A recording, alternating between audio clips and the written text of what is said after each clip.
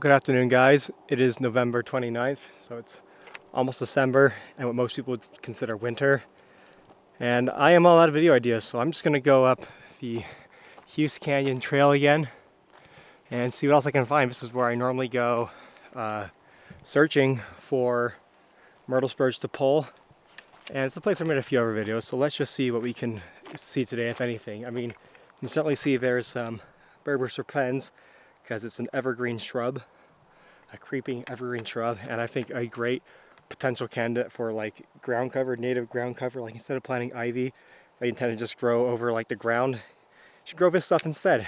It looks nice, it's native, produces berries that well, don't actually taste very good, but yeah, I think it's a very pretty plant, and it turns, well, these ones aren't, but some of them turn quite deep purple in the winter time. I think it's, yeah, definitely underutilized because I rarely see it used at all in native plant gardening. Of course, this is in a Quercus gambelii forest. See all the Gambel Oak we got here with some extra Bigtooth, or I've heard it called canyon maple actually. I think I might like that name more. The Acer grandidentatum. Maple samaras right there. So they're winged fruit that are meant to fall to the ground. Of course, inside of them are the seeds. Okay, well, that didn't quite show what I wanted it to, but anyways, let's see if we can find anything else aside from these three species that is worth talking about. Look how tall those roses are that still have the leaves on them. They don't look very tall, but that shoot has got to be about over 10, probably 15 feet tall. Those two out there. Crazy. I'm in a much more protected site, so of course you can now see the riparian red osier dogwood, or a Cornus sericea. Well, some people might still refer to it as Cornus stolonifera. I made a great video on how to identify this plant in the winter.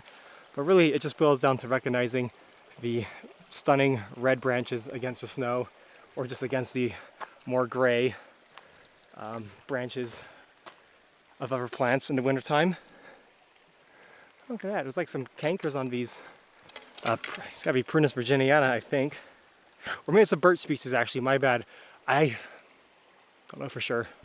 Sorry about the cut there, a friendly hiker wanted to talk to me, but upon further reflection, I am pretty sure this is Prunus virginiana, just based upon the way the buds look. But also there's a lack of a sort of pendulous, or whatever, hanging cone, like almost fruit you associate with like the species of Betula or Alnus. But you might see some of those if you keep hiking on this trail, because there's a lot of riparian action along this trail. Oh, and here's the area where I do most of my Myrtle Spurge pulling. Let's see what we got here. I'm debating whether or not I should pull some more little shoots that are no doubt coming up right now. But I did do some good work, I think, trying to get rid of them last time. I know you guys don't seem like the Myrtle Spurge pull videos, but they're probably some of the easiest to film in winter if I really want to try that. There you go, there's the ones I pulled, all totally dead now, thankfully. But I can already see at some spots a few little guys coming up. But a lot are probably also buried underneath all these leaves, and who knows if they'll survive that. It's tough to say.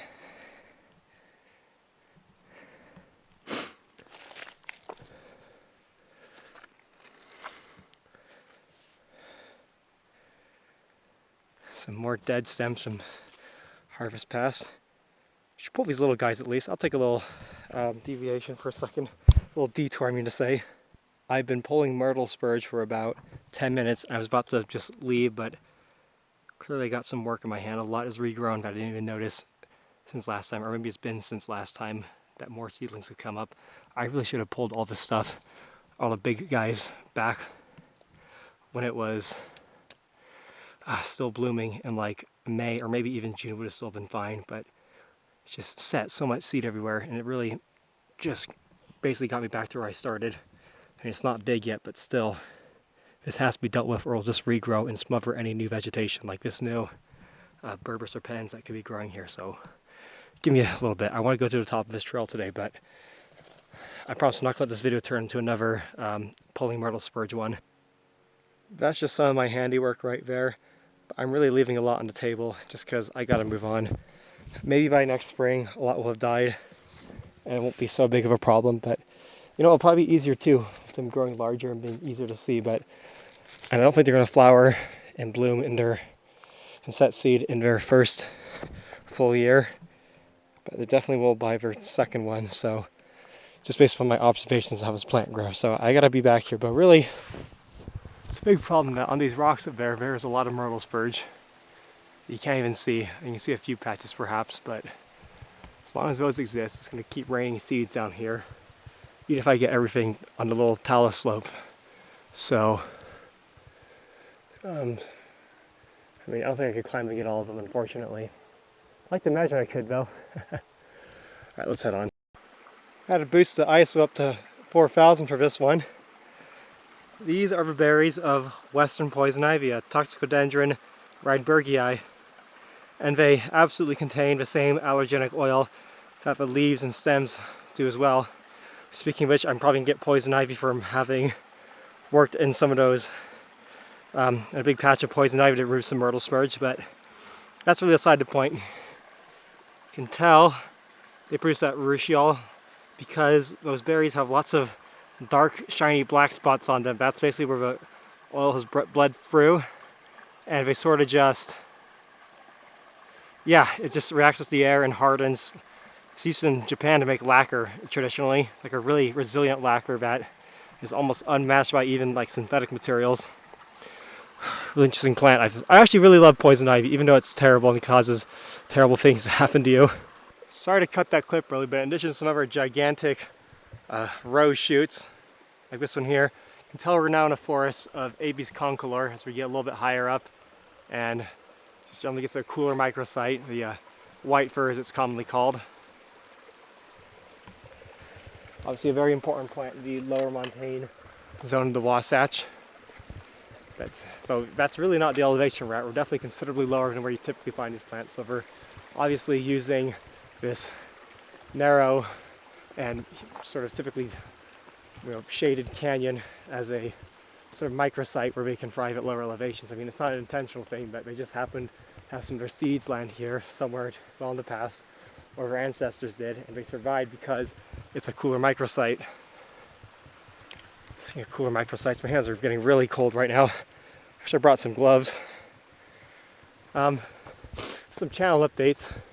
Yeah, I'm gonna be really struggling for video ideas lately, but I will likely stay here now until May before going to Australia, because I don't know, I just need some extra time to save money. I try and pay off my car first. You guys don't need to know all this stuff, but what you might be more interested in knowing is I want to go likely to California again. I'll probably have one more United States trip before heading to Australia, where I can get some, hopefully a lot of cool videos done.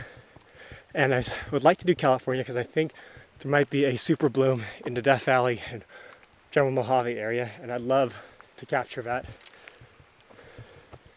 I don't know for sure yet. There's just been a ton of rain though, especially in, I don't know why the audio is peaking so much on this microphone. I hope it comes out all right.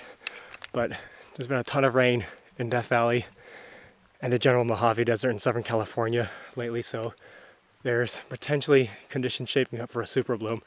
Remains to see. We need some of the experts who are actually out there to confirm that though. But yeah, that's just the general plans. If not there, then I'll probably go somewhere else. I don't know any steps being here. These look really new. We've just not been up this far on the trail for quite a while. Well, that's kind of nice. This trail is definitely really steep. Okay, it's getting a little bit brighter. Now here we're getting some thick stands of thimbleberry. It's the Rubus parviflorus, native Rubus, that produces very delicious berries, typically a little bit soft in my opinion. Some have to see, still have their big, almost maple-like leaves, just barely clinging on. That one might still be photosynthesizing a bit, but most of these, despite the fact they got some green on them still, are, if anything, just sending whatever nutrients they have left down to the stem. It's been rather warm, that's probably why they clung on for so long, but really, they're well done for the year. I got some species of equisetum as well that I probably won't be able to identify. I've been trying to get into some other types of organisms and figure out how to identify them, at least just know the basics of them, than just like the flowering plants. I've been looking at green algae lately, though. Don't worry, this won't turn into a green algae channel, and I probably won't be very good at identifying it, because apparently to identify green algae, you need to look at some really weird stuff sometimes, like the number of chloroplasts in an individual cell, just what shape of the cell, the shape of the chloroplast within the cell. So you need a microscope basically to do a lot of identification within that whole big paraphyletic group. And I probably also need a waterproof camera, which I'm not gonna, or I can't, probably need a housing for it actually, which I would like to get eventually and do some more oceanic videos, but that's a ways away. So got a really nice thing going on here. Despite not being close to water at all anymore, we got a large Populus angustifolia, the Narrowleaf Cottonwood. Of course, completely bare of leaves now, except for just a few barely clinging onto it. But a month ago, it was a really nice yellow, all the leaves, because the members of the willow family Sericea, which includes Populus, of course, at least that little group, because it includes a lot of tropical things as well. But that all aside, most plants tend to turn very yellow in winter. And not much more than that, not much orange, or all things are a little bit brown now, but not so much orange or red. Although, yeah, some of those quaking aspens turn very red, as you guys may have saw in one of my previous videos, or as your personal experience. How nice of a mountain path is this? And I might be able to make some really nice, pretty videos in winter. I'm just not going to be able to talk about much that's really interesting at all. I kind of hope we get some snow soon, because it's been eerie how unsnowy it's been this winter.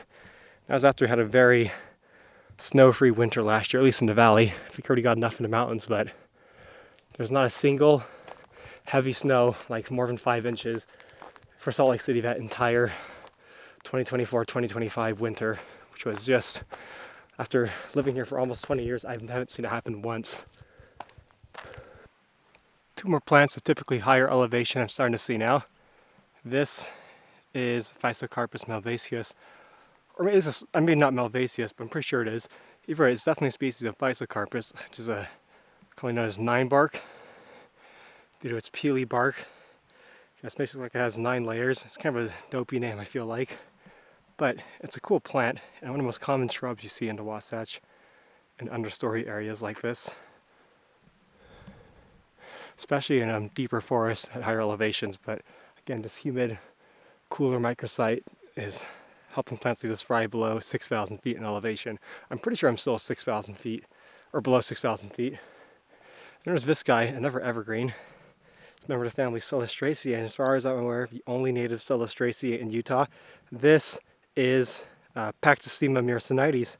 It's known as mountain lever, because I guess it just loves mountains that much. Wow. I'm at 8,000 ISO right now. You guys can probably see the effect of that and how grainy my video is starting to get. I'm sorry guys, but it's getting dark and I'm almost ready to head back, so don't worry too much. If you really feel like you gotta watch all my videos. I don't think I'm gonna make it to the talus field, which is at least where I like to turn back on this hike, although I don't think I've made it up that high since, I don't know, 2019 or 2018 when I went here with my dad last and he almost stepped on a rattlesnake. Tell you what, if I make it up to there, I'll tell you a little bit about that story. Okay, I turned up the aperture a bit so I could turn on the ISO to 4,000. Here's the talus field. If you want to go hiking on it, I'm not going to do that, but I will tell you the story as I start to hike back down, which is that my dad and I wanted to do this hike, and we did hear that there's rattlesnakes at the rock field there. So I got to turn the ISO up again anyways. Oh well. Or I can just turn the aperture down more. Okay, there you go. 8. Anyways, or f-stop, I'm not sure what you want to, the best term to call it is. I just refer to it as the aperture, but it's at f8 now if you guys care at all. But anyways, my dad and I wanted to do this hike, and we heard that there was rattlesnakes at the top. And we decided we'd be vigilant. Of course, this isn't exactly the top, I should say, but this is a good place to turn around for a lot of people. The trail does continue on the other side of the rock field. But we got up there, and we're walking over the rocks. My dad suddenly hears, and I as well, a rattlesnake clearly rattling, and we could not see it ever as we were continuing to walk. Or I think we basically froze for a second, but my dad was getting ready to take another step when I finally saw that the rattlesnake was right underneath his foot.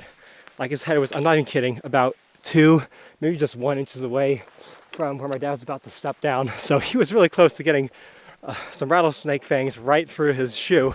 And I could tell he was pretty startled by it, but what was interesting to me that I observed was that the rattlesnake was not even, it seemed like it was trying to get away from him still. It was like trying to sliver back, even though he's literally about to go step right on top of it. So that really, along with a couple other experiences, solidified just how, not dangerous rattlesnakes are. I mean, they are dangerous if you get bit by them, but they will try everything they can to not bite you. And some snakes are a lot more aggressive than them. There's definitely aggressive snakes out there, even if they, if they do fear us more than we fear them. But rattlesnakes really will do anything they can to try and not bite you for the most part.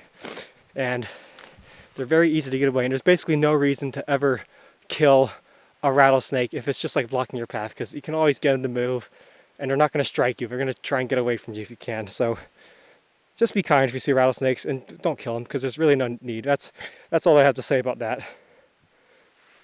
One last thing before I go. This plant right here, the sort of cordate looking leaves, it's apparently Lunaria annua, also known as annual honesty, which I think is a dumb name.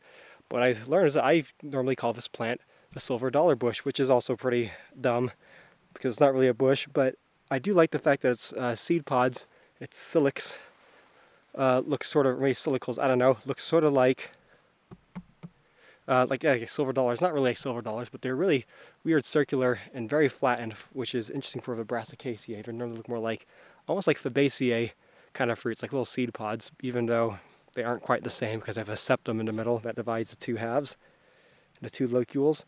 But either way, as the name implies, it's an annual or biennial, but I don't know if they're going to survive this, and I don't really care either, because even though they are kind of, in my opinion, a pretty plant, they're no doubt very weedy. There's like no denying that, especially out here where we're not native.